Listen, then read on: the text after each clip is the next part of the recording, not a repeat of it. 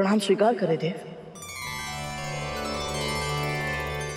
और मुझ जड़ बुद्धि को क्षमा भी कीजिएगा। मैं आपके भेद को पहचान नहीं पाया, परंतु मैं इतना अवश्य जानता हूं कि आपके दर्शन करने का सौभाग्य मुझे अकारण ही नहीं मिला। बताइए क्या आज्ञा है मेरे लिए? सचमुच तुम तीव्र बुद्धि के स्वामी हो गरुड़। तुम चतुर, साहसी हो, धर्म का पालन करने वाले और संस्कारी भी हो। इनके अतिरिक्त भी कई गुण हैं तुम। हम उन्हीं गुणों को निखारने के लिए आए हैं, तुम्हें योग्य बनाने के लिए आए हैं।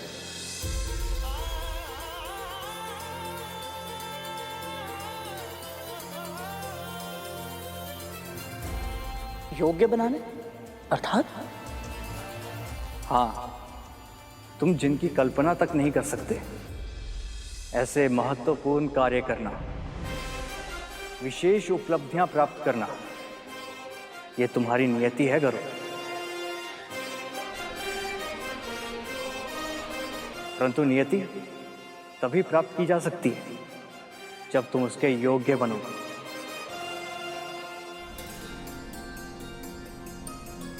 और योग्यता कैसे प्राप्त होगी, हम इसी का प्रशिक्षण देने आए हैं। ऐसा कौन सा कार्य करना है मुझे जिसके प्रशिक्षण के लिए श्री विष्णु के अंश अवतारों को स्वयं आना पड़ा?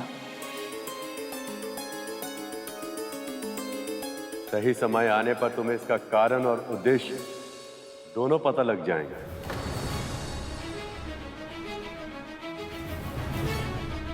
किंतु अभी हम तुमसे यह जानना चाहते हैं कि क्या तुम मन से, कर्म से और वचन से इस प्रशिक्षण को प्राप्त करने के लिए तैयार?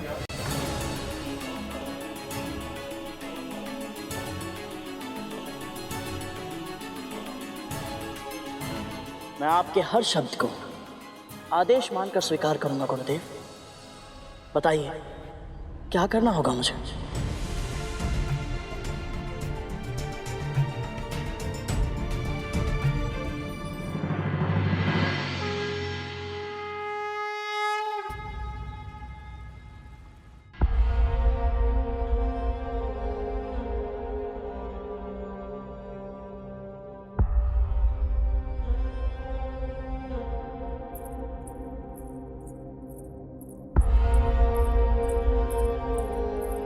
दीदी ले। कब तक विंता? कब तक? कब तक मेरे पुत्र यूं ही युद्ध में पराजित होते रहेंगे और चोटिल होते रहेंगे? ये औषधि इनके तन के घाव को तो ठीक कर देगी, किंतु मेरे मन पे जो आघात लगा है उसे कौन ठीक करेगा?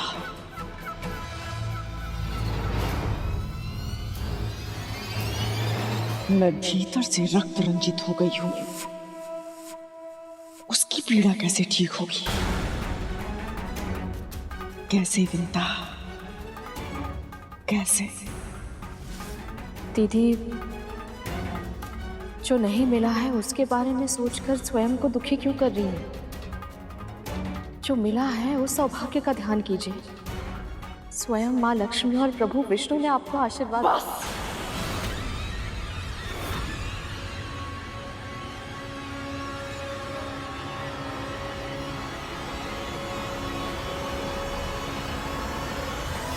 पर दीदी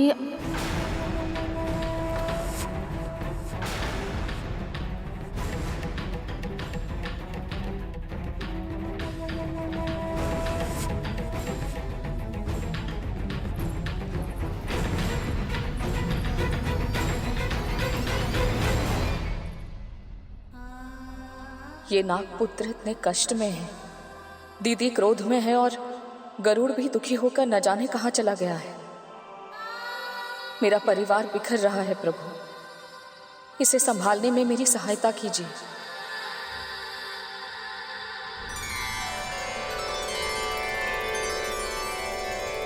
ओम आदित्याय विद्महे सहस्रकिरण्य धीमहि तन्नो सूर्य प्रचोदयात्।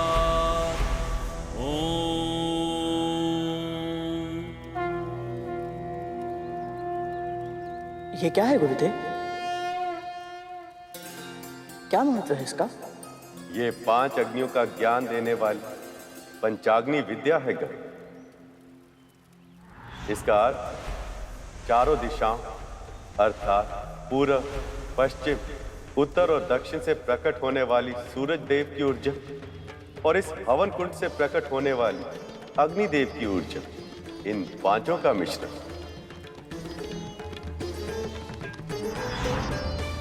इससे साधक के अंतर्निहित शक्ति के प्रकटीकरण की प्रक्रिया आरंभ होती है। या ऐसे भी कहा जा सकता है कि यह विद्या साधक के आत्मिक विकास की नींव है। इस संसार में आत्मा जन्म लेती है और नियत जीवन व्यतीत करके मरण को प्राप्त हो जाती है। ऐसा चक्र सदैव चलता रहता है, निरंतर। ऐसा कैसे होता है, क्यों होता है और इस चक्र से व्यक्ति को मुक्ति कैसे मिल सकती है, ये सब ज्ञान पंचाग्नि विद्या से मिल सकता है। मैं कुछ समझा नहीं गुरुदेव।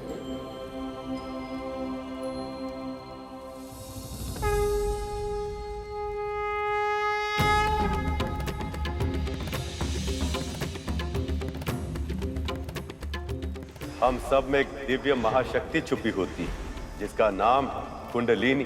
सामान्य रूप से यह महाशक्ति हमारे तन में सुप्त अवस्था में विद्यमान होती है, पर यदि इसे जगाया जाए तो 7 चक्रों से होते हुए ऊपर की ओर मस्तिष्क तक जाती है और सभी चक्रों को जागृत कर देती है। इनमें प्रथम चक्र होता है मूलाधार चक्र। मेरुदंड के मूल में स्थित इस चक्र को जब जागृत किया जाता है तो विभिन्न चुनौतियों का सामना करने की हमारी क्षमता में अद्भुत आत्मविश्वास का अनुभव होता है। ऐसा लगता है जैसे हम अपने दोनों पांवों पर पूरी दृढ़ता से खड़े होने में सक्षम हैं। पर जब ये अवरुद्ध तो हमें संकट का आभास होता है। ऐसा लगता है जैसे हम अस्थिर भूमि पर खड़े हैं और कभी भी गिर सकते हैं।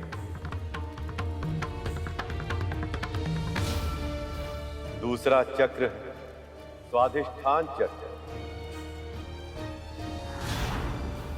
ये उदर के निचले हिस्से यानी नाभि के तनिक नीचे स्थित होता है। ये साधक के आत्मिक विकास के दूसरे चरण का प्रतीक है। हम अपनी और अन्य व्यक्तियों की भावनाओं के साथ कैसे जुड़ते हैं, इसे समझने में ये चक्र हमारी सहायता करता है। तीसरा चक्र मणिपुर चक्र।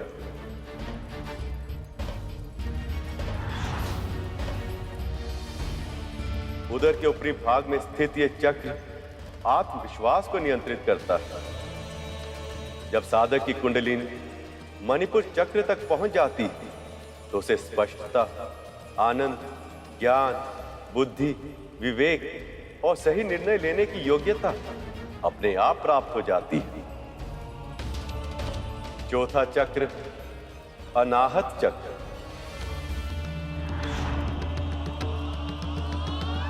हृदय के समीप व्यक्ति के वक्ष के मध्य में स्थित यह चक्र अपने से नीचे और अपने से ऊपर चक्रों के मध्य में पुल की भांति कार्य करता है। प्रेम, आनंद और शांति इसी चक्र के नियंत्रण में है। पांचवा चक्र है विशुद्ध चक्र।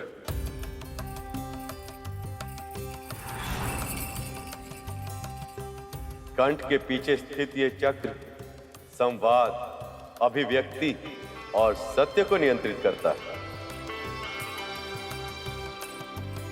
आज्ञा चक्र।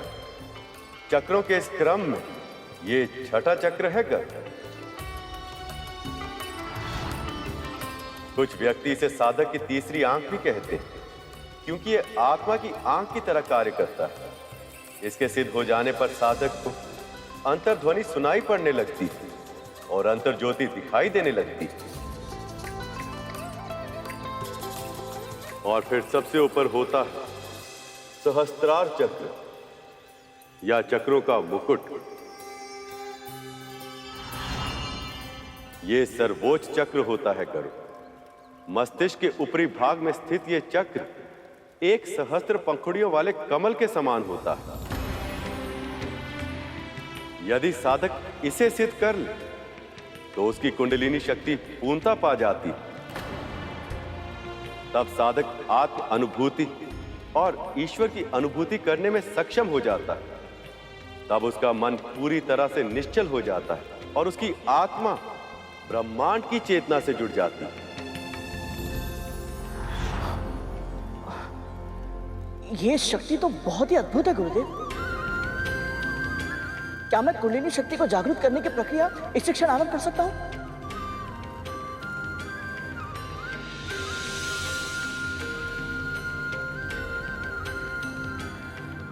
ये प्रक्रिया आसान नहीं है गरुड़। तुम्हें इस साधना में अपने आप को पूरी तरह से समर्पित करना होगा। मैं वचन देता हूं गुरुदेव, मैं आपके सभी निर्देशों का पूरी तरह से पालन करूंगा।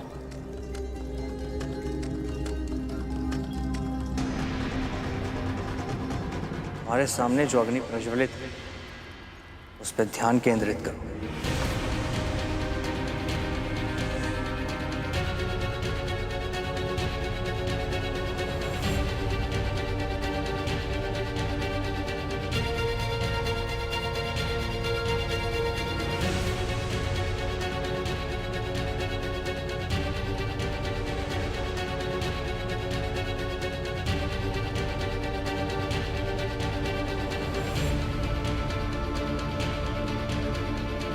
यह अभ्यास तुम्हारी कुंडलिनी शक्ति को जागृत करने हेतु आवश्यक है। कोई भी विद्या ग्रहण करने के लिए मन तथा मस्तिष्क को एकाग्रित करना आवश्यक है।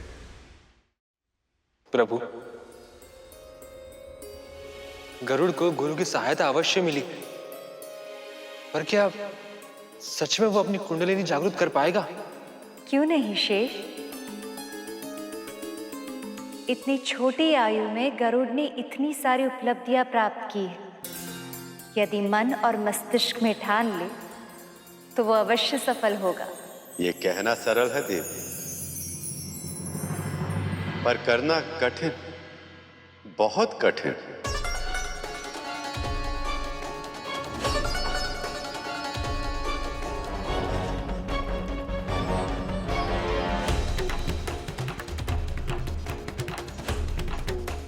मुझे इस अग्नि को और कितनी देर तक देखना होगा? गरुड़ का मन तो बहुत ही चंचल है, इतनी शीघ्र भटक गया। इतने शीघ्र ही धैर्य को खो दोगे तो साधना कैसे करोगे गरुड़? यदि तुम अपनी कुंडलिनी शक्ति को जागृत करना चाहते हो तो योग, प्राणायाम और विश्राम के नियमों का कड़ा पालन करना होगा और ध्यान सदैव अपने लक्ष्य पर केंद्रित रखना होगा। इस प्रक्रिया में तुम जितने विचलित होगे उतना ही अधिक समय लगेगा।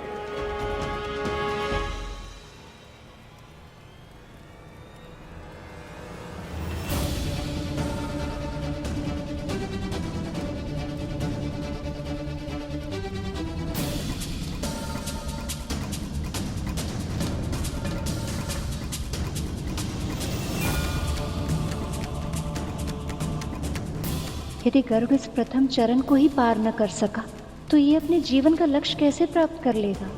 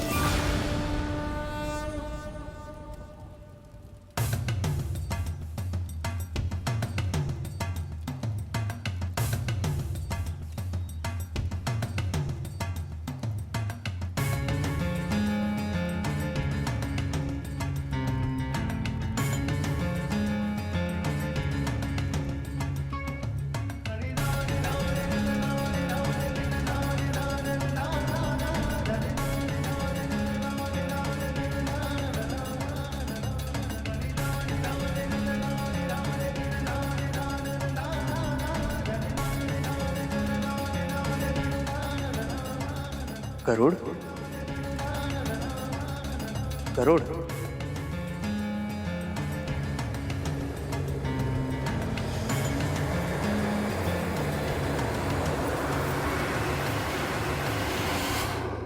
पूरी रात बीत गई है, गरुड़ अभी तक लौटा क्यों नहीं? ओम नमो भगवते वासुदेवाय। ओम नमो भगवते वासुदेवाय। ओम नमो भगवते वासुदेवाय। ओम नमो भगवते। गरुड़ स्वयं को आपके चरणों में समर्पित कर रहा है प्रभु। अब मुझे उसकी चिंता नहीं है, आप उसके मन को अवश्य शांत करेंगे।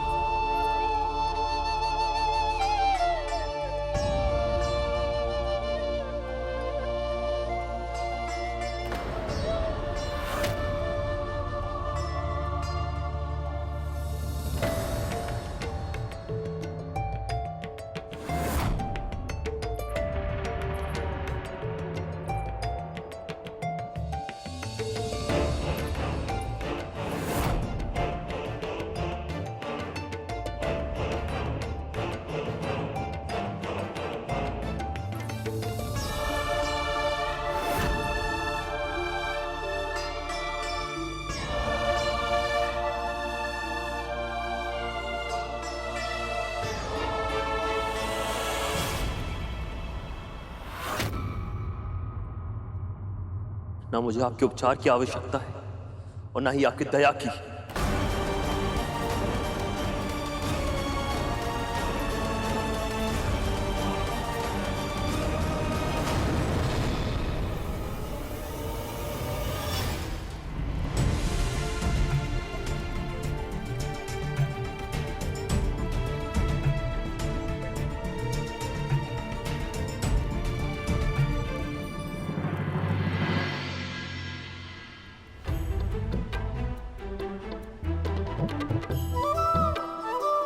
अद्भुत। यहाँ भगवान सो रहे और वहां उनका भक्त।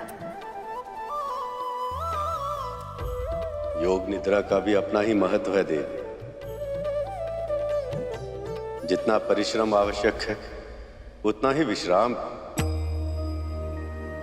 परंतु प्रभु, पर मैं ये नहीं समझ पा रहा हूं प्रभु कि केवल गरुड़ ही नहीं, ध्यान की अवस्था में जाना लगभग सभी के लिए इतना कठिन क्यों होता है? कभी मस्तिष्क भटक जाता है तो कभी मन, और जब दोनों नियंत्रण में आ जाते हैं तो नींद आ जाती है। ऐसा क्यों होता है प्रभु? क्योंकि शेष, जब तन स्थिर होता तब मन विचरण करने लगता है, और जब तन और मन दोनों स्थिर होते तो अवचेतन मन गतिशील हो जाता है। शेष, यह अवचेतन मन तभी सक्रिय होता है जब हम स्वप्न देखते हैं।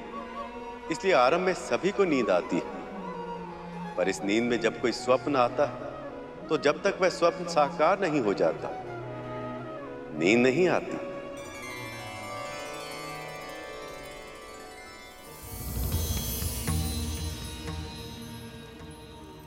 यदि तू मेरा ये कार्य करने के लिए तैयार है तो मैं तुझे और तेरी मां को दासत्व से मुक्त कर दूंगी।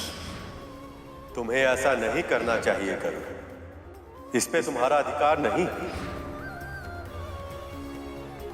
मेरा पुत्र और मैं, हम दोनों मुक्त हो गए, दासत्व से मुक्त हो गए हम दोनों।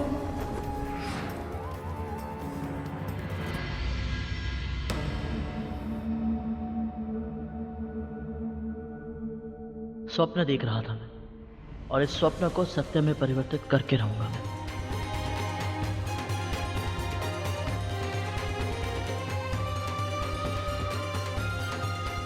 यदि मैंने नर नारायण द्वारा दी गई शिक्षा को योग्यता से प्राप्त कर ली तो उनके कहे अनुसार मैं भविष्य में कई उपलब्धियां प्राप्त करूंगा, और उनमें से मेरी प्राथमिकता होगी माँ को दास्ता से मुक्ति दिलाना। अब मुझे और भी कठिन साधना करनी होगी।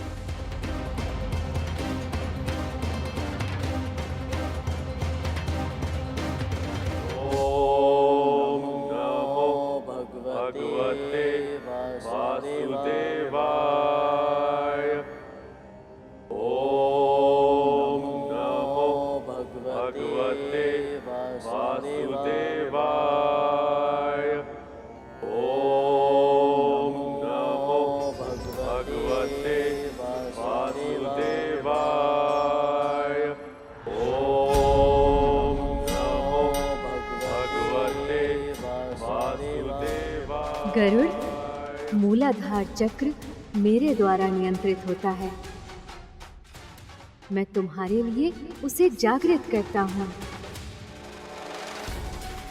ताकि तुम जीवन संघर्ष की चिंता से उबर सको।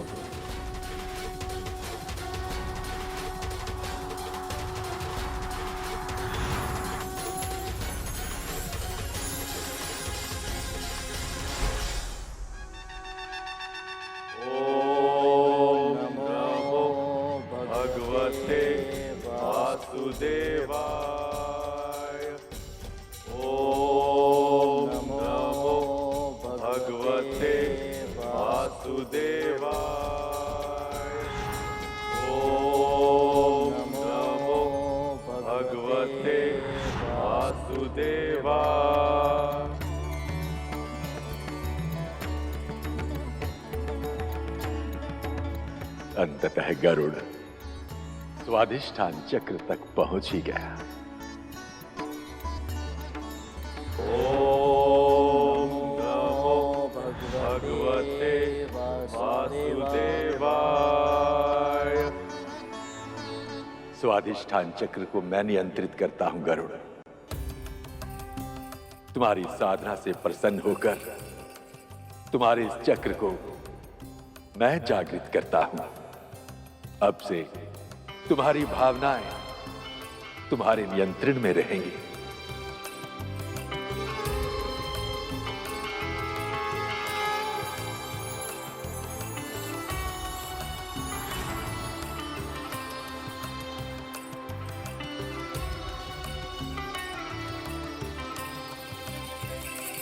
ओम नमो भगवते वासुदेवा।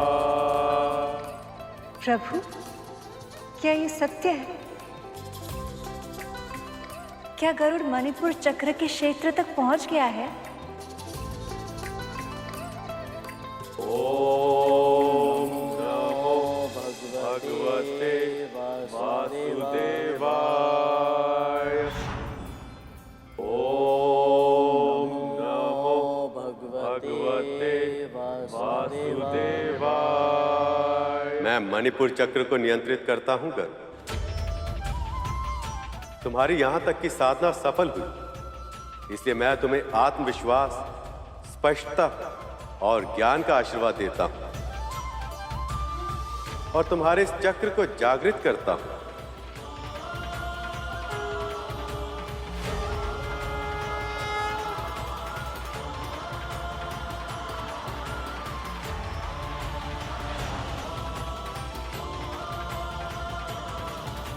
प्रभु,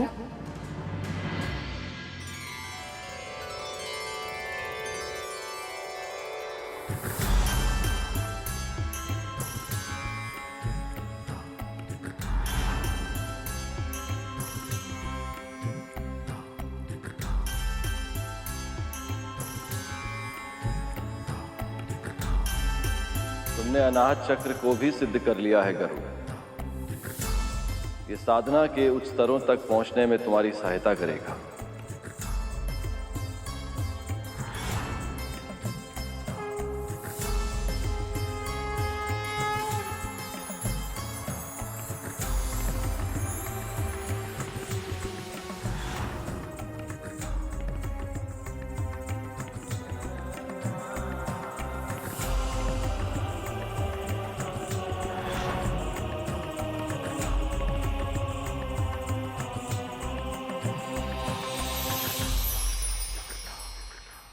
जब विंता माँ को गरुड़ की इस असाधारण उपलब्धि के बारे में पता चलेगा तो कितनी प्रसन्न होंगी वो।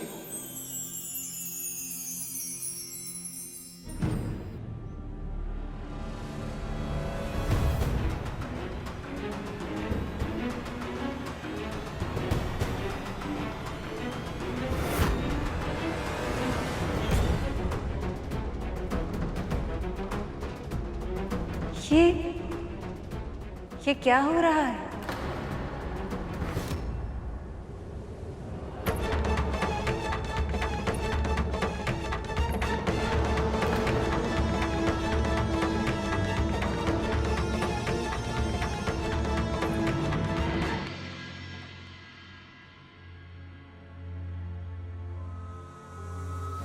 जब वासुकी को लेके जाना था तब देवताओं और असुरों दोनों ने सहमति दी थी कि मेरे पुत्रों में भी अमृत बांटा जाएगा। कद्रू,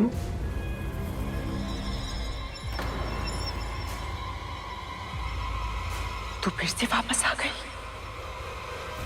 मेरा उपहास उड़ाने आई है ना तू मूर्खता कर दी जाए और मैं तुझ पर हंसू भी नहीं सुननी मुझे तुम्हारी हंसी।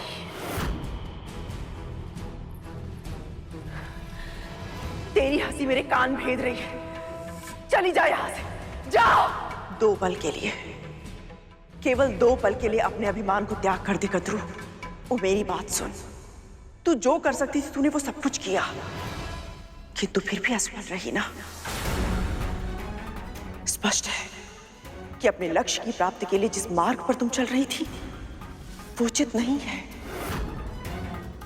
अभी भी समय है कद्रू, अपना मार्ग बदलते। विनम्रता से स्वीकार कर ले कि विधि का विधान तू नहीं बदल सकती।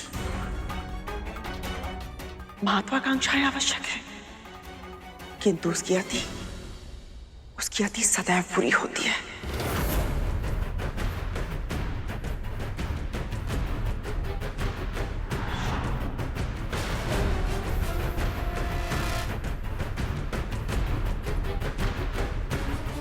मेरी अंतरात्मा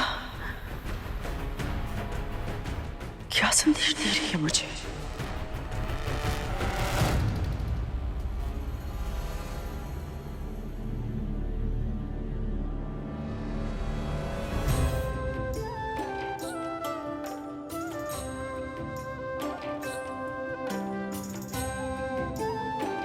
ओम नमो भगवते पुत्र?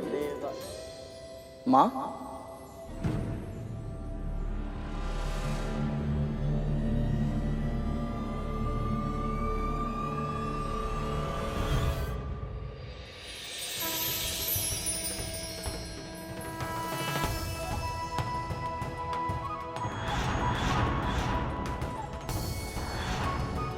क्यों प्रभु?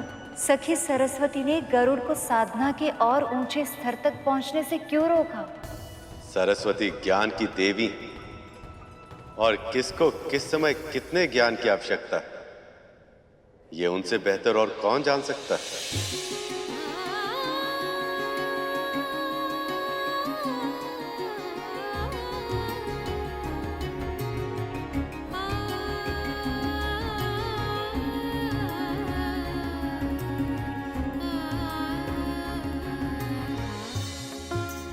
प्रणाम स्वीकार करें माँ।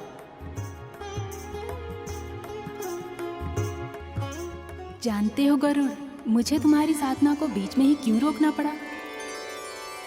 क्योंकि परम ईश्वरीय सत्ता के साथ एकाकार होने के लिए जिस सर्वोच्च आध्यात्मिक यात्रा की आवश्यकता है उसके लिए तुम तैयार नहीं हो गरुड़।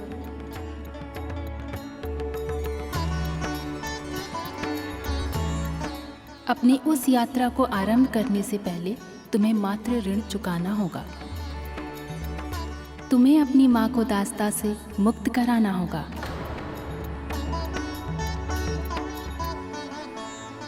उसके बाद ही तुम उस महायात्रा के योग्य बनोगे।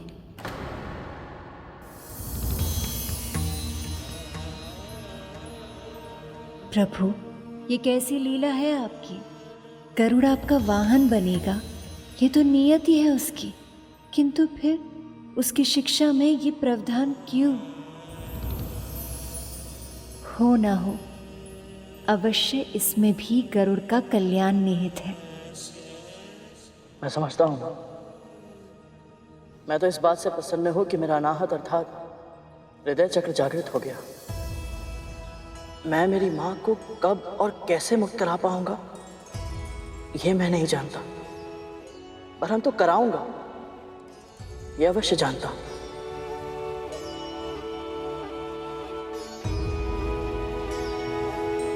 और जहां तक प्रश्न आगे की यात्रा का है मां, तो मेरी मां सदैव कहती है यदि मन भक्ति से भर जाए तो प्रभु को पाने की शक्ति अपने आप ही अर्जित की जा सकती है। प्रभु की कृपा से मैं ये योग्यता भी अर्जित अवश्य कर लूंगा। तुम अपने दोनों लक्ष्य अवश्य पूर्ण करोगे। मेरा आशीर्वाद तुम्हारे साथ है।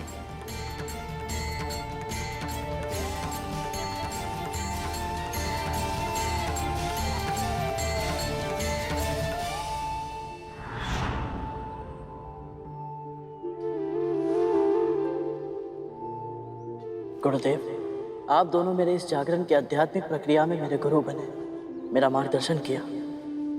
इसके लिए आप दोनों का बहुत बहुत आभार। अब मेरे मन की जिज्ञासा केवल आप दोनों ही शांत कर सकते हैं। इसलिए मुझे बताइए गुरुदेव, ऐसा कौन सा कार्य करना है मुझे जिसके लिए आप दोनों ने मुझे शिक्षा दी है? उस कार्य को समझने के लिए तुम्हें देवी कद्रू के मन को समझना होगा। गुरुदेव, जाओ पूछो उनसे कि उनके मन की सबसे बड़ी इच्छा क्या है।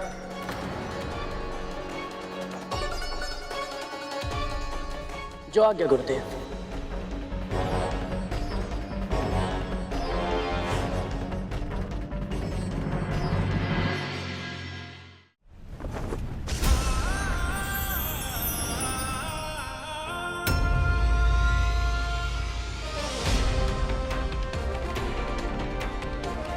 अब किसी भी मूल्य पर अपनी मां को दास्ता से मुक्त करा कर रहूंगा।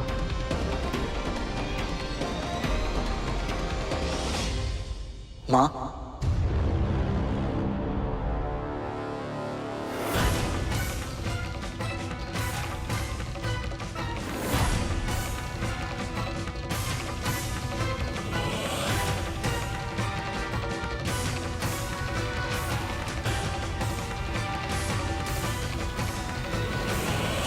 आपको ऐसे चिंतित नहीं देख सकता मां।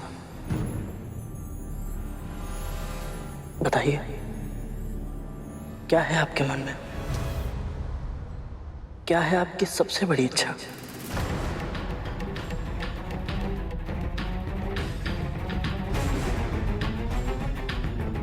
ये क्या हो रहा है मेरे साथ? मेरी अंतरात्मा मुझे कोई संदेश देना चाहती थी और अभी गरुड़ यहाँ अचानक। इसका क्या अर्थ हो सकता है? माँ को ये क्या हो गया है प्रभु? ये मैं भी सोच रही हूँ, कद्रू इतनी भयभीत क्यों हो गई? यही तो मनुष्य की विडंबना है। वो सदैव चाहता है कि भगवान उसे वो दे दे जो उसके मन की सबसे बड़ी इच्छा है। और यदि अचानक स्वयं भगवान आकर ये कह दे कि मांगो तुम्हें क्या चाहिए, तब उसे विश्वास नहीं होता।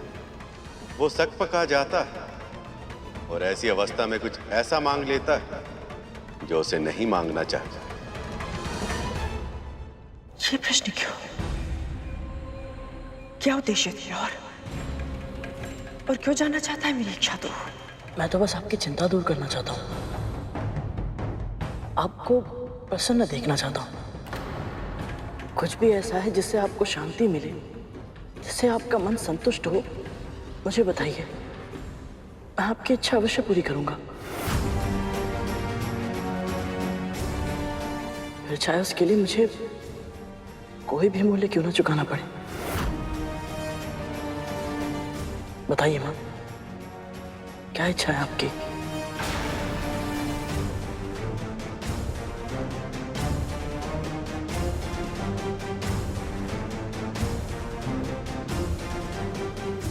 खड़गीन आक्रम जीता, वीर भोग्या वसुंधरा। मेरे पुत्र सबसे शक्तिशाली हो, स्वर्ग के सिंहासन पर राज करें, अजर अमर हो जाए, और अमृत चाहिए मुझे।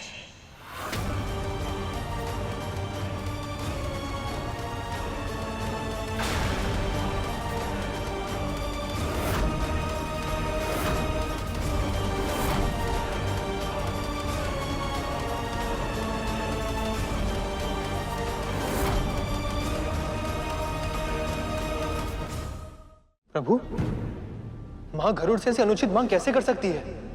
देवराज इंद्र ने इतना समझाया, फिर भी कद्रू समझ क्यों नहीं रही? अपने पुत्रों को मरणासन अवस्था में देखने के बाद भी उसका मन मान क्यों नहीं रहा कि अमृत पर इनके पुत्रों का अधिकार नहीं है?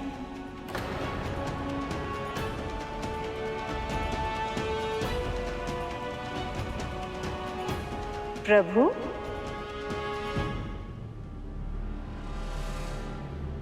आपने ही कद्रू के मन में अमृत की इच्छा जगाई प्रभु। पर क्यों आप गरुड़ को इतने बड़े धर्म संकट में डाल रहे हैं?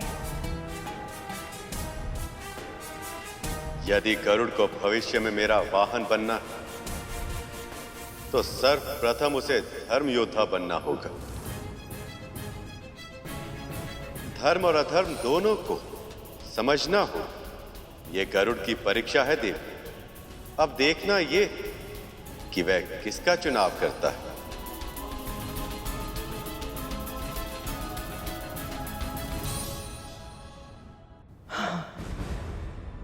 अमृत चाहिए मुझे। दीदी के पुत्रों के पास संजीवनी विद्या है और अदिति दीदी के पुत्रों के पास अमृत है, तो फिर उनसे रक्षा के लिए मेरे पुत्रों के पास भी समान शक्तियां होनी चाहिए। बस एक बार उन्हें अमृत मिल जाए तो मन का भय समाप्त हो जाएगा। और जब मृत्यु नहीं हो सकती तो है किस बात का?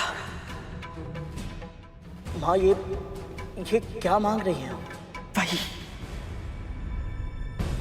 जो मेरी सबसे बड़ी इच्छा है। मुझे अमृत चाहिए गरुड़।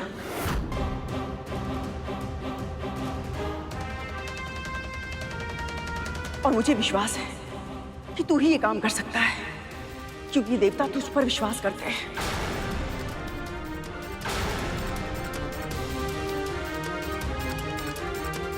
ना तो तू मंदराचल पर्वत उठाता, ना मंथन होता, और ना उन्हें अमृत मिलता। तू अमृत लाके दे मुझे, वो तुझे मना नहीं करेंगे गरुड़। जा, अमृत लाके दे मुझे। बस कीजिए महारानी, मैं अमृत नहीं ला सकता। मैं आपको पहले भी कह चुका हूं और फिर से कह रहा हूं कि अमृत किसे मिलेगा किसे नहीं, इसका निर्णय केवल और केवल प्रभु विष्णु ही ले सकते हैं।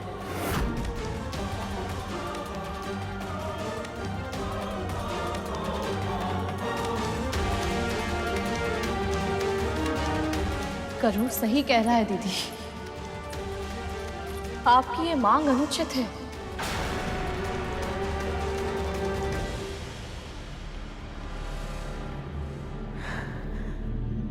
बस इतनी शीघ्र समाप्त हो गया तुम दोनों का स्वांग? स्वांग? और नहीं तो क्या? जब मेरी इच्छा पूरी नहीं करनी थी तो मेरे मन में आस क्यों जगाई तूने?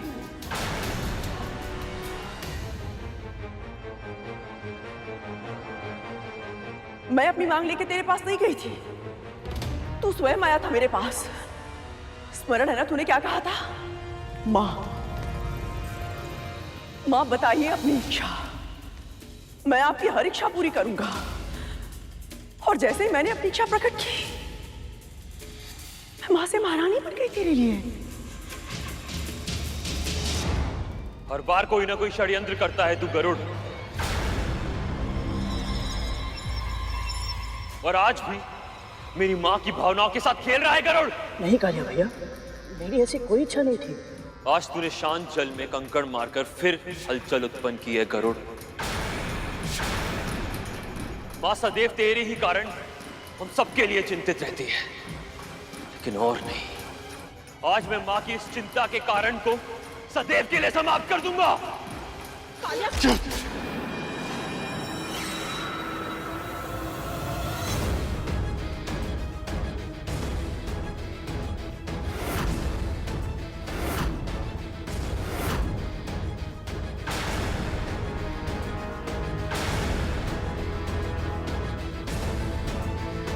इतना क्रोध, इतनी शक्ति, कहीं मेरी अंतरात्मा मुझे ये संदेश तो नहीं देना चाहती थी कि करुणा ही मेरे पुत्रों के लिए संकट का कारण बनेगा। नहीं, मुझे मेरे पुत्रों के लिए अब अमृत लाना ही होगा, भले ही मुझे करुण को और विंता को अपनी दास्ता से मुक्ति।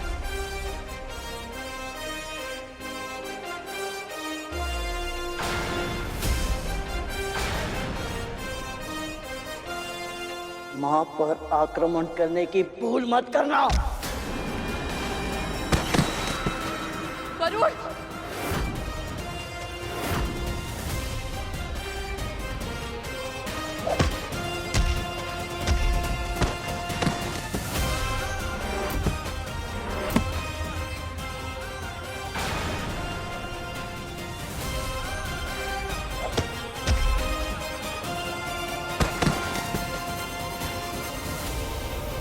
रुक जा गरुड़!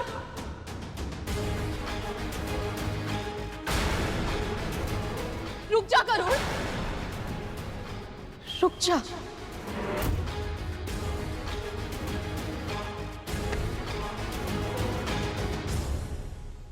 माँ ने पुकार लगाई और जाकर छुप गया आंचल के पीछे। साहस है तो फिर से आकर एक शब्द और नहीं, पहले तू मुझे लज्जित कर चुका है, अब क्या मेरा शीश लज्जा से झुकाएगा तू?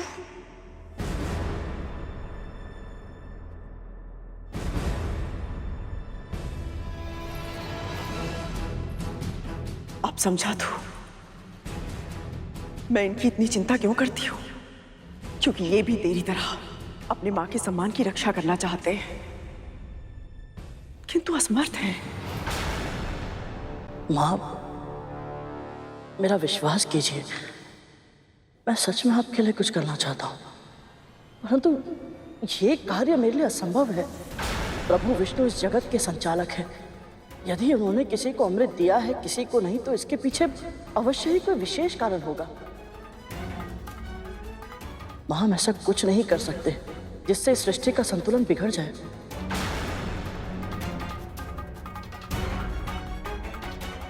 दीदी, यदि सभी प्राणियों के लिए अमृत आवश्यक होता तो नारायण बिना मांगे ही दे देते, बिल्कुल वैसे ही जैसे उन्होंने जल, वायु, सूर्य और वनस्पति ये सब हमें दिए हैं। माँ, यदि आपकी कोई और इच्छा है तो प्रकट कीजिए, परंतु ये अधर्म मैं नहीं कर सकता।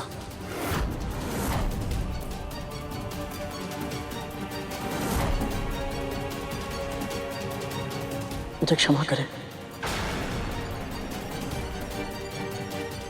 गरुड़ और विंता माँ से जैसी आशा थी, उन्होंने वैसा ही उत्तर दिया प्रभु। मुझे भी दृढ़ विश्वास था कि चाहे जो कुछ भी हो जाए, पर गरुड़ कभी अधर्म का मार्ग नहीं चुनेगा। जब तक ना खोने की आशंका, ना पाने की आशा, तब तक चुनाव सरल ही होता है देव। देखना तो ये कि जब दांव पर अमृत से भी कुछ बड़ा, तब गरुड़ अपना चुनाव बदलेगा या नहीं। अमृत से भी बड़ा? हाँ प्रभु, अमृत से बढ़कर क्या हो सकता है? धैर्य, धैर्य रखना होगा आप दोनों को। मैंने पहले भी कहा था, विधि के विधान को घटते हुए देखने के लिए प्रतीक्षा करनी होगी आपको।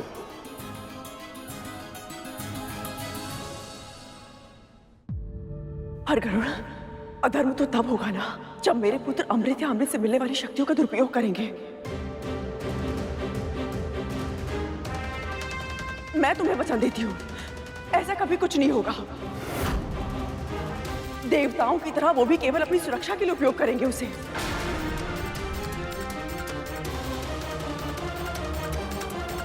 यदि हम दोनों पल भर के लिए आपकी बातों पर विश्वास कर भी लें, फिर भी दीदी, गरुड़ अमृत लाएगा कैसे?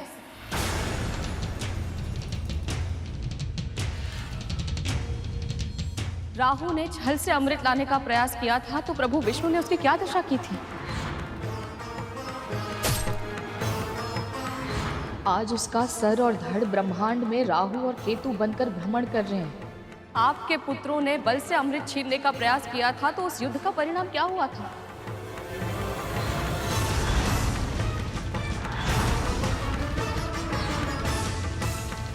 आप सब जानती हैं दीदी। यदि आपके इतने सारे शक्तिशाली पुत्र मिलकर भी इंद्र का सामना नहीं कर पाए तो मेरा पुत्र अकेले उन सभी देवताओं का सामना कैसे करेगा?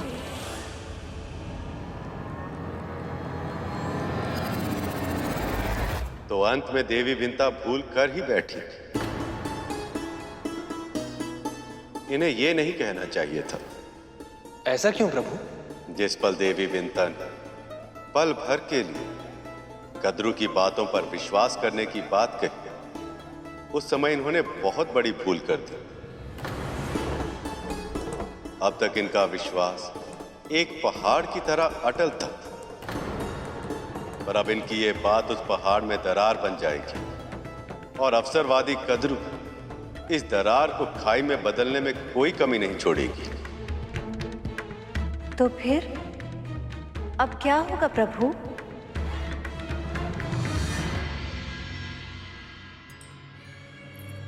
हम साथ में पले बढ़े, विवाह किया, जीवन का अधिकतम समय हम दोनों ने एक दूसरे के साथ बिताया, किंतु आज भी एक प्रश्न मेरे मस्तिष्क में घूमता रहता है।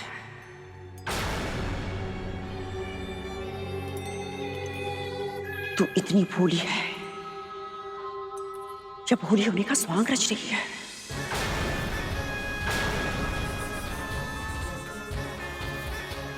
अपने इस पुत्र के सामर्थ्य पे तुझे संदेह है, जिसे वाल्खिल्य ऋषियों ने इंद्र से 1 सहस्त्र गुना अधिक शक्तिशाली होने का वरदान दिया था। ऋषि कश्यप को अगली संतान के रूप में ऐसा पुत्र देना जो इंद्र से सहस्त्र गुना अधिक शक्तिशाली और बुद्धिमान हो।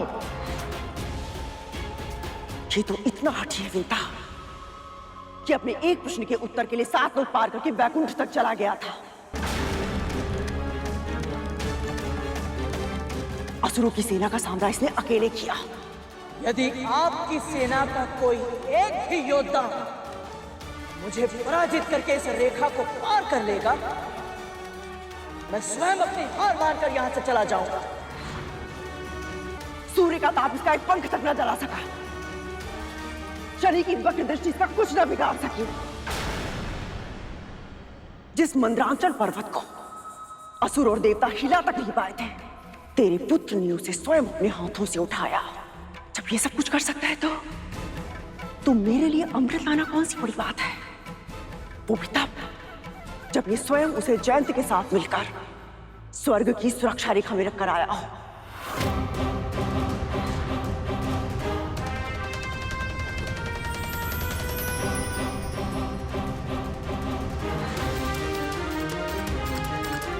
सत्य तो यह है वीरता, यदि तेरा पुत्र एक बार ठान ले तो संसार का कोई भी ऐसा कार्य नहीं है जिसे करने में वो सक्षम ना हो। वो कुछ भी कर सकता है, कुछ भी।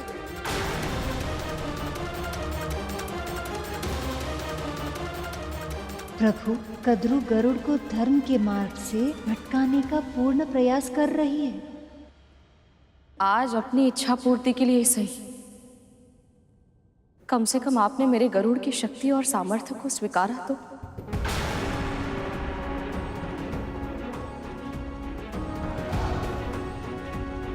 वो सब मैं इसलिए कर पाया था क्योंकि मेरे साथ मेरी माँ के आशीर्वाद की शक्ति थी।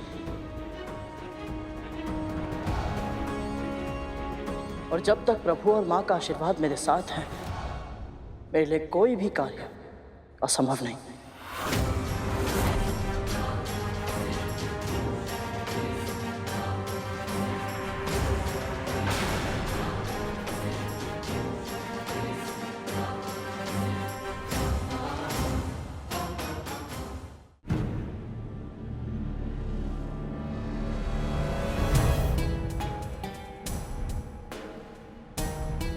प्रभु,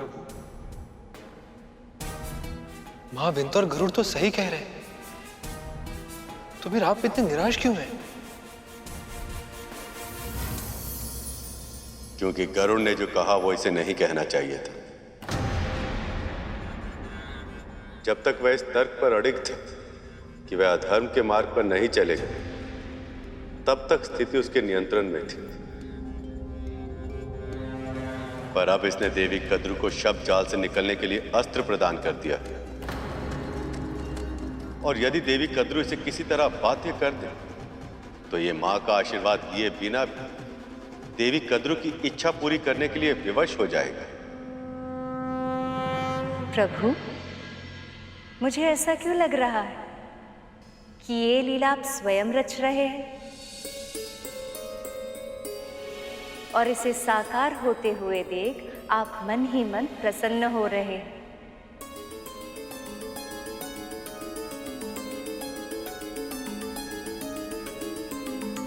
हाँ प्रिय, ये मेरी ही लीला। जीवन में कोई भी सिद्धि प्राप्त करने के लिए हर जीव को संघर्ष और पीड़ा से सम्मुख होने के लिए तैयार रहना चाहिए। इस परीक्षा से गरुड़ के विचार, संस्कार और व्यवहार का मंथन हो, तब जाकर इसका जीवन अमृत बन पाएगा। अब चाहे जो भी हो दीदी, ये सब बातें करने का कोई लाभ नहीं है। गरुड़ प्रभु विष्णु और मेरी इच्छा के विरुद्ध कुछ नहीं करेगा, इसलिए आपकी कोई और मनोकामना है तो बताइए, अन्यथा हमें आज्ञा दीजिए। मां ने रोक लिया, अन्यथा दासी मां और उसके पुत्र दोनों को मां की बात नहीं मानने के लिए जरूर दंड देता। चल गरुड़।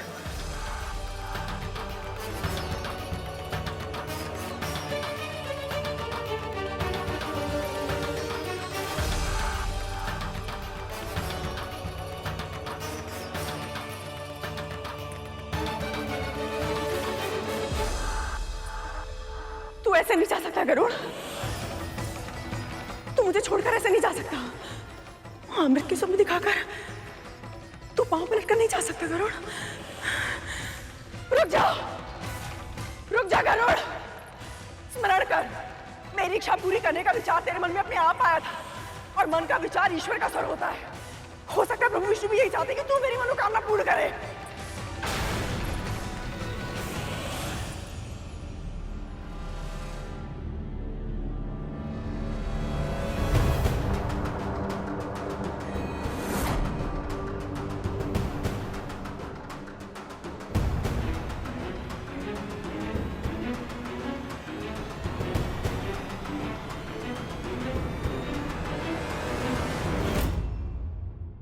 चल गरुड़।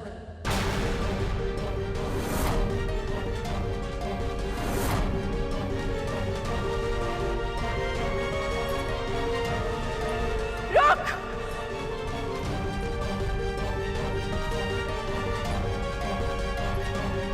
रुक जा।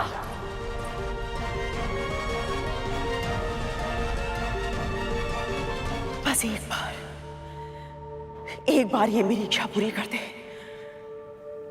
फिर तू जो चाहेगा मैं सब करूंगी। कोई इच्छा नहीं है हमारी।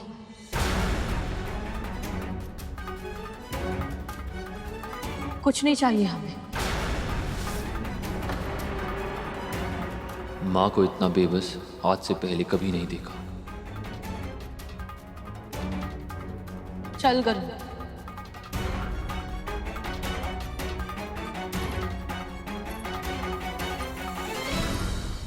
मुक्ति भी नहीं,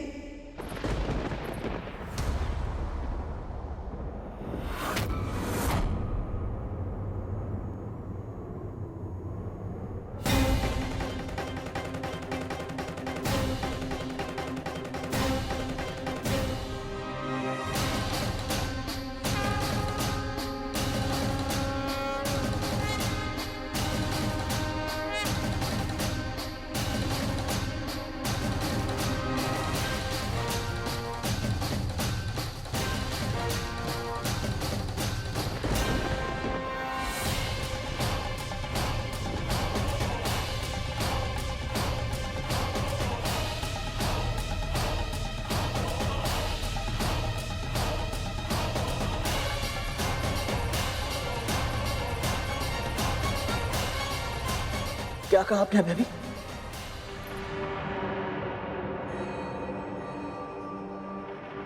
तू मुझे अमृत लाके दे और मैं तुझे दूंगी अपनी दास्ता से मुक्ति।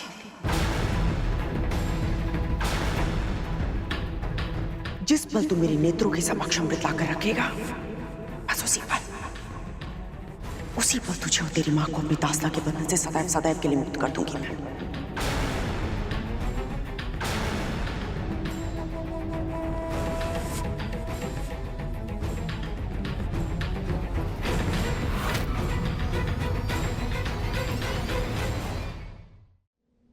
हे प्रभु,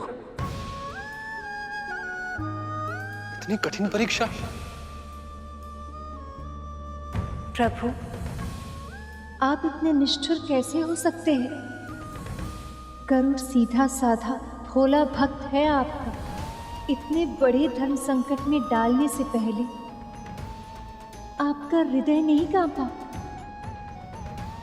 एक ओर उसकी मां की मुक्ति और दूसरी ओर धर्म। उसके पास विकल्प ही क्या है? वो जो भी धर्म का मार्ग चुनेगा, कोई ना कोई अधर्म तो करेगा ही। अगर वो अपनी मां का चुनाव करता है तो भी अधर्म करेगा, और यदि मां की मुक्ति का मार्ग जाने के बाद भी मुक्ति का प्रयास ना करे तो भी अधर्म ही कहलाएगा। धर्म और अधर्म के बीच में युद्ध तो पक्ष लेना आसान होता है देव। असली परीक्षा तभी होती जब धर्म और अधर्म के बीच की रेखा धूमिल हो जाए और उचित मार्ग चुनना कठिन हो जाए। यदि भविष्य में गरुड़ को मेरा वाहन बनना है तो उसे इस अग्नि परीक्षा से गुजरना ही होगा।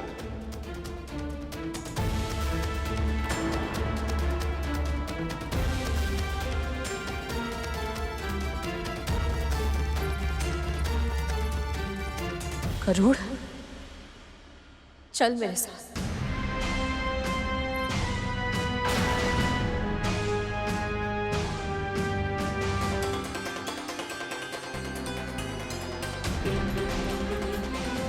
जब से तेरा जन्म हुआ है तेरी बस एक ही इच्छा है। कोई इच्छा नहीं है तेरी। अपनी मां की मुक्ति। नहीं चाहिए मुक्ति मुझे। आज तेरे सामने वो अवसर है कि तू अपनी हर इच्छा पूरी कर सकता है, अपनी मां को हर बंधन से मुक्त करवा सकता है। बस एक बार मुझे अमृत कलश लाके दे दे। बोल, करेगा ना ये कार्य अपनी मां के लिए?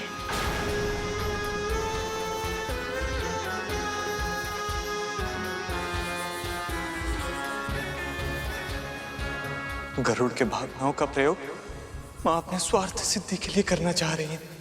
मैं तो ये सोच रहा हूं तक तो कि गरुड़ अब क्या करेगा। समुद्र मंथन से निकलने वाला अमृत तेरे जीवन के सारे विष को समाप्त कर देगा। ऐसा कौन सा कार्य करना है मुझे जिसके लिए आप दोनों ने मुझे शिक्षा दी? उस कार्य को समझने के लिए तुम्हें देवी कद्रू के मन को समझना होगा। जाओ पूछो उनसे कि उनके मन की सबसे बड़ी इच्छा क्या है।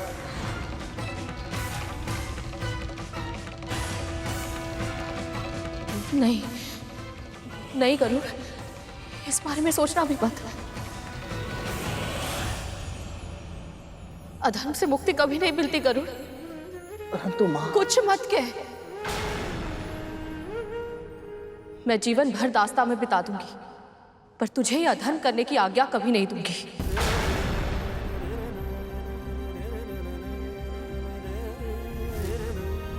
अनेक बार मुझे भावुक करके, भ्रमित करके, नियंत्रित करके अपनी इच्छा मनवा चुकी है आप, पर अपने पुत्र के जीवन के साथ फिर से ये खेल मैं आपको कभी नहीं खेलने दूंगी।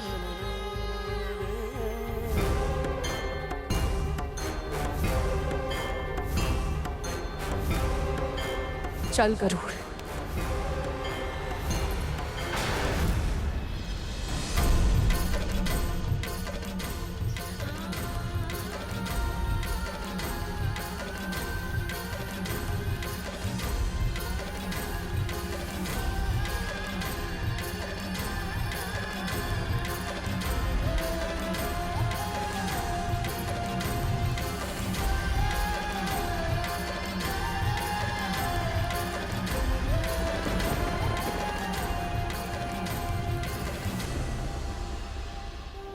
क्षमा करना माँ, किंतु आपको दास्ता से मुक्त कराने हेतु यदि मुझे आपके विरुद्ध भी जाना पड़े तो मुझे स्वीकार है।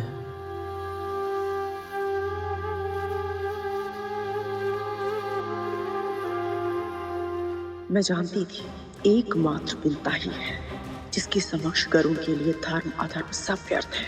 अब गरुड़ विंता की मुक्ति के लिए मेरे पास अमृत अवश्य ले आएगा, चाहे फिर उसे प्रभु विष्णु की इच्छा के विरुद्ध क्यों न जाना पड़े। आप मेरी माँ हैं और आप ही मेरा धर्म है। आपसे अधिक महत्वपूर्ण मेरे लिए कोई नहीं। आपकी मुक्ति के लिए मैं अमृत तो क्या, पूरे संसार को बड़ी माँ के चरणों में लाकर रखने के लिए तैयार हूं।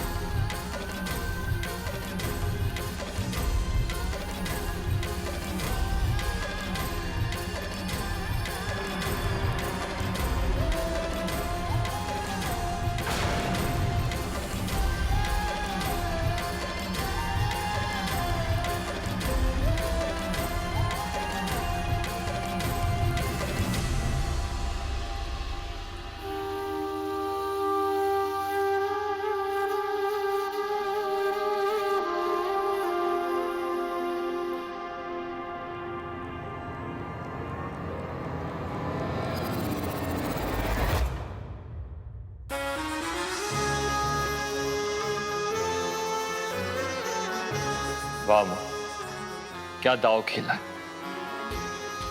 अद्भुत है आपकी बुद्धि, विलक्षण है आपकी चतुरता। आज जो कुछ भी हमने देखा वो कल्पना से परे। आज पहली बार माँ और पुत्र के बीच मतभेद हो गया, वो भी हमारी माँ के कारण।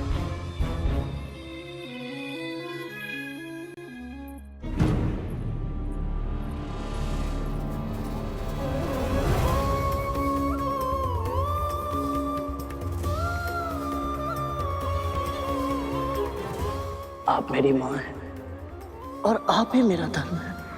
आपसे अधिक महत्वपूर्ण और कुछ नहीं, कोई नहीं माँ। आपकी मुक्ति के लिए मैं अमृत तो क्या,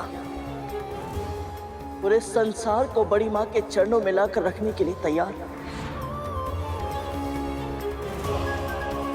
माँ, तू जो करना चाहता है वो अधर्म है, धर्म के विरुद्ध युद्ध है, अपराध है वो।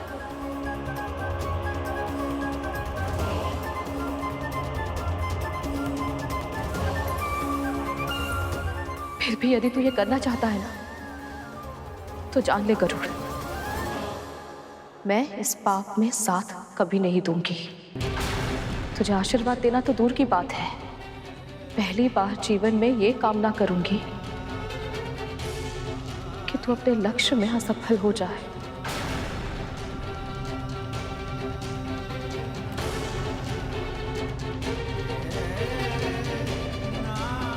परंतु माँ, आप सदैव कहती है कि संसार में जो भी होता है प्रभु की इच्छा से ही होता है। प्रभु की इच्छा है कि अमृत केवल देवताओं को मिले।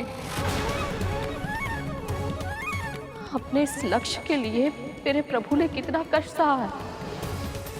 इतना लंबा समय माँ लक्ष्मी के वियोग में बिताया, कच्छप अवतार लेकर अपनी पीठ पर इतने विशाल पर्वत को उठाया, उसके बंधन का भार सहा।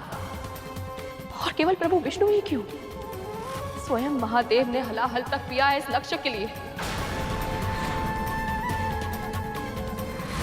केवल इसलिए ताकि अमृत प्रकट हो पाए और वो उन्हें मिल पाए जो उसकी शक्ति का प्रयोग संसार की भलाई के लिए करेगा। पर ये सब मैं तुझे क्यों बता रही हूँ? तू स्वयं था ना वहां, तूने देखा था ना कितनी कठिनाइयों के बाद अमृत मिला, उसकी एक एक बूंद कितनी मूल्यवान है। सब जानते हुए भी तू केवल मेरी मुक्ति के लिए अमृत उन नागों को सौंप देना चाहता है जो स्वयं प्रभु की दृष्टि में अयोग्य है।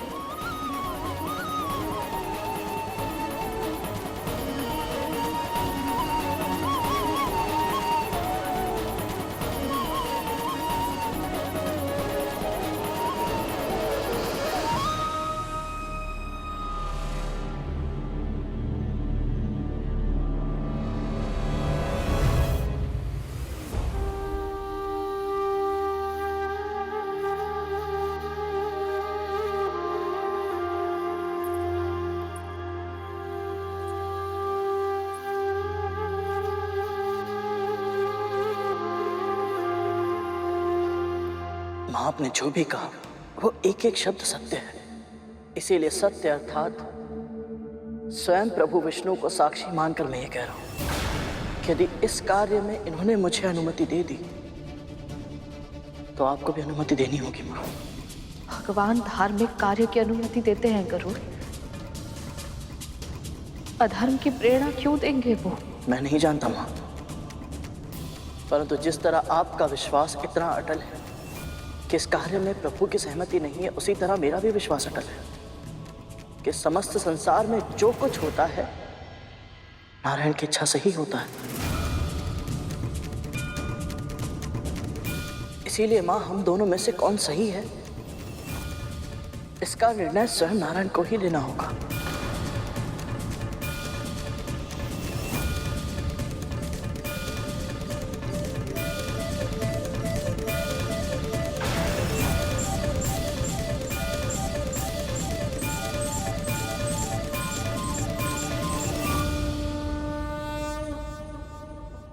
मां, प्रभु के चरणों में रखा ये नारियल यदि सुबह होने से पहले इसमें कोपल उगाई तो मैं इसे प्रभु के आशीर्वाद का संकेत समझूंगा और आपको मुझे अनुमति देनी होगी।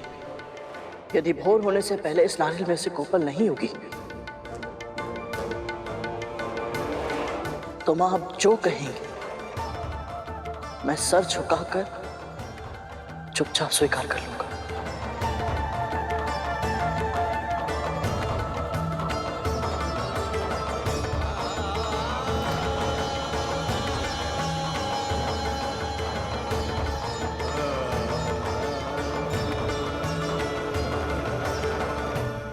अब आएगा आनंद। आपके साथ ऐसा ही होना चाहिए था प्रभु। आप अपनी भक्त की परीक्षा ले रहे थे, लेकिन अब आपको भी अपने भक्त की परीक्षा देनी होगी। अगर कोपल उगी तो गरुड़ अमृत लेने जाएगा तो अधर्म नहीं होगा, और अगर कोपल नहीं उगी तो अमृत लेने गरुड़ जाएगा ही नहीं और आपकी योजना असफल हो जाएगी। अब आप क्या करेंगे प्रभु? विश्राम। जब कोई बड़ा कार्य करना हो तो पहले अपने मन को स्थिर कर लेना चाहिए, है ना दी?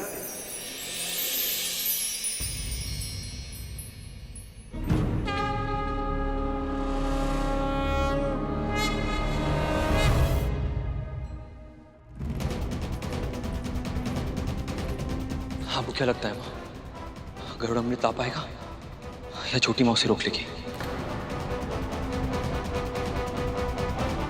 आप तो सर्वज्ञाता हैं भगवान दत्तात्रेय, हमारे मन की भी इच्छा सुन लीजिए। गरुड़ को यह अधर्म करने से बचा लीजिए भगवान।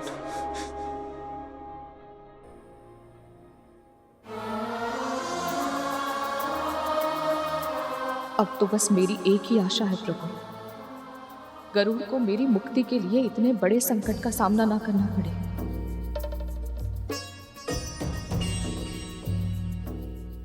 बस किसी तरह इन्हें यह आभास हो जाए कि दास्ता से इनकी मुक्ति ही मेरा सर्वप्रथम और सर्व प्रमुख धर्म है।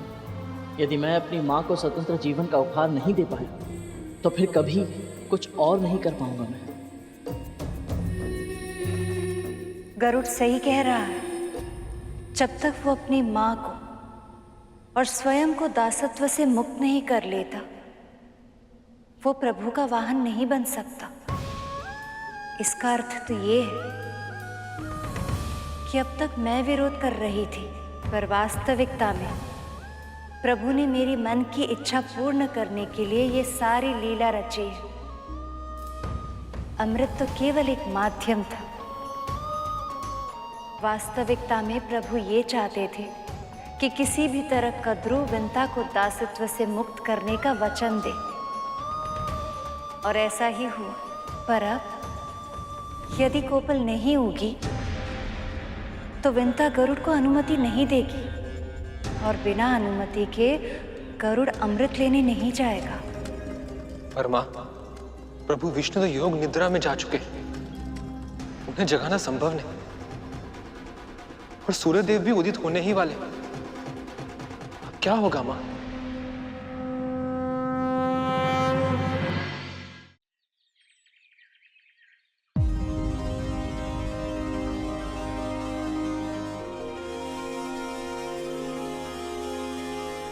कराग्रे वस्ते लक्ष्मी कर मध्ये सरस्वती कर मिले तू गोविंद प्रभाते कर दर्शनम।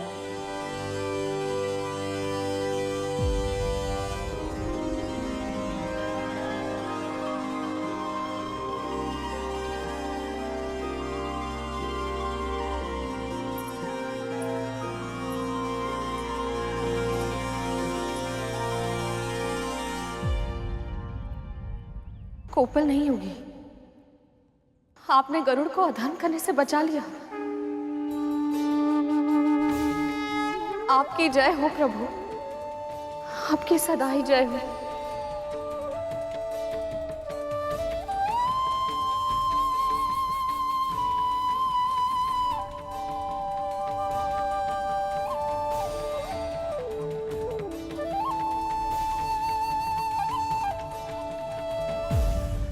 गरुड़,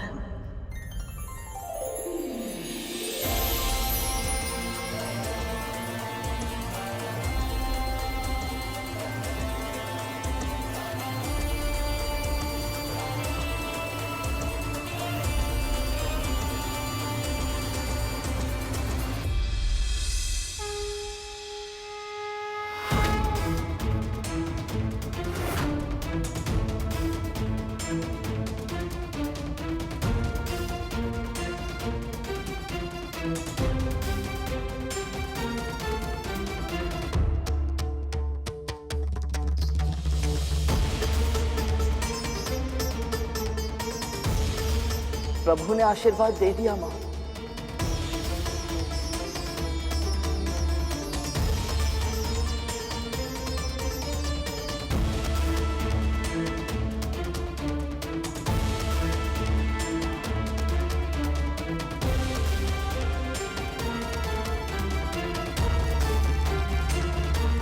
तो अब आप भी मेरी तरह निष्ठुर हो गई देवी।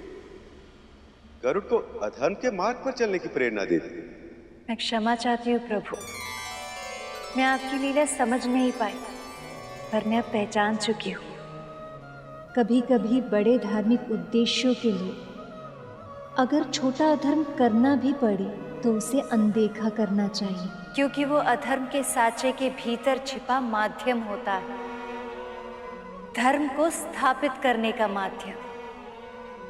कद्रू ने छल से विंता को दासी बनाया और बिना किसी छल के कद्रू विंता को मुक्त करने के लिए कभी तैयार नहीं होगी। इसलिए ये छल भी कद्रू के कुकर्म का प्रतिफल है।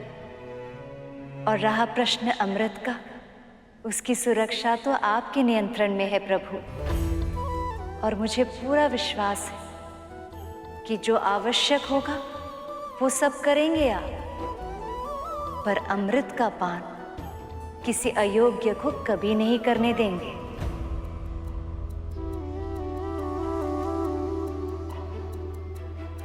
अमृत के लिए जाने की इस यात्रा में सफल होने के लिए गरुड़ को अपनी मां का आशीर्वाद चाहिए।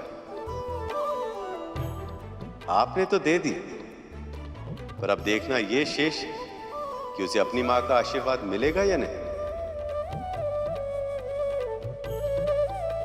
अनुमति दीजिए मां। कैसे कैसे दे दूं अनुमति? अमृत की सुरक्षा का चक्रव्यूह कितना कठिन है, कितने पहरे, कितने संकट होंगे जानता है ना तू। देवराज तुझे कभी अमृत तक नहीं पहुंचने देंगे। और देवराज ही क्यों, अब तो सभी देवता अमर हो चुके हैं। कैसे करेगा उनसे युद्ध? उनके सुरक्षा चक्रों को तोड़कर अमृत कैसे प्राप्त करेगा गरुड़? यदि किसी तरह तूने कर भी लिया तो भी प्रभु विष्णु तुझे अमृत नागों को सौंपने कभी नहीं देंगे। और ऐसे में यदि वही तेरे सामने आ गए तो आपके लिए मैं उनसे भी टकरा जाऊंगा मां।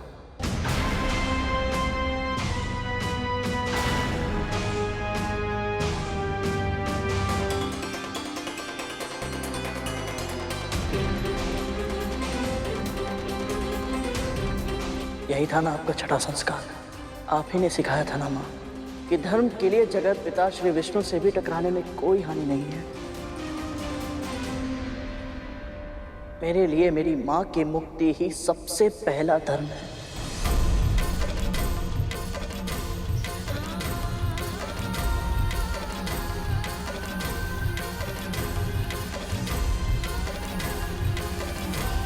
मैं समझ नहीं पा रही हूँ गरुड़, क्या उत्तर दूं तेरी इस बात का। मेरी मुक्ति के लिए तू इतना कुछ करने को तैयार है।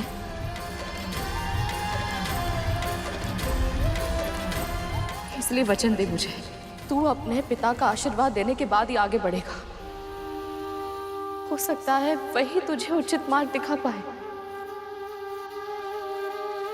वचन दे मुझे।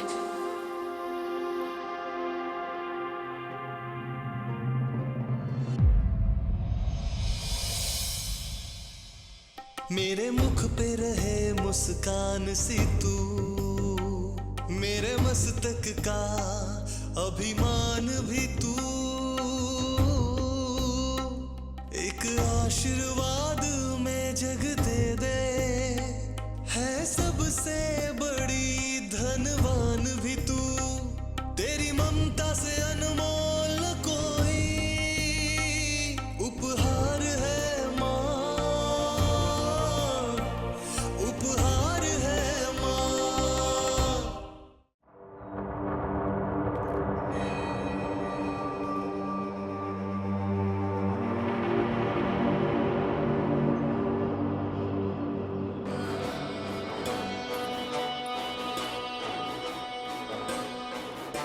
आशीर्वाद दीजिए बड़ी माँ।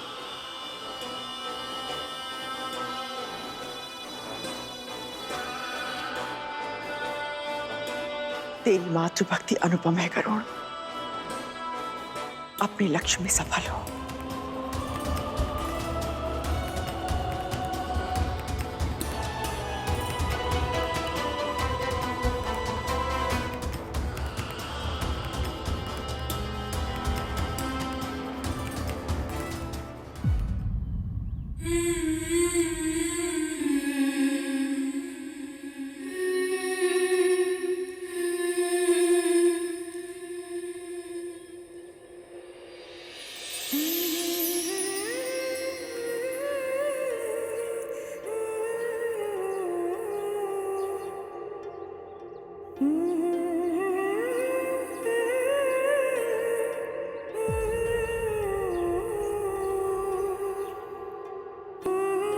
अगली बार जब आपको देखूंगा तो आपके हाथों में ये बंधन का प्रतीक दासत्व का धागा नहीं होगा मां।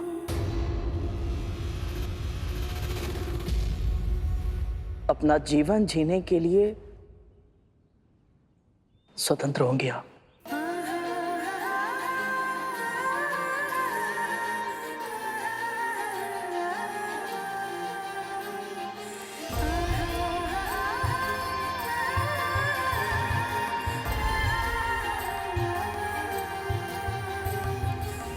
चलता हूं मां।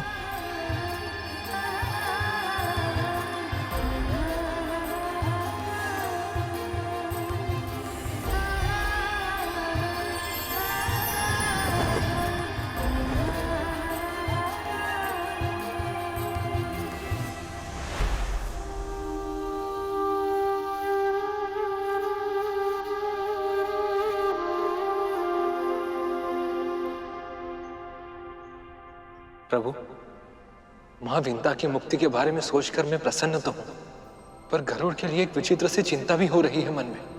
तुम्हारा चिंतित होना उचित है शेष, क्योंकि गरुड़ का यह लक्ष्य अब तक के सभी लक्ष्यों से भिन्न है। सबसे पहले अमर हो चुके देवताओं को पराजित करके अमृत तक पहुंचना लगभग असंभव होगा, और यदि वे वहां तक पहुंच भी गए तो फिर कद्रु तक अमृत पहुंचाने से पहले उसे मेरा सामना करना होगा।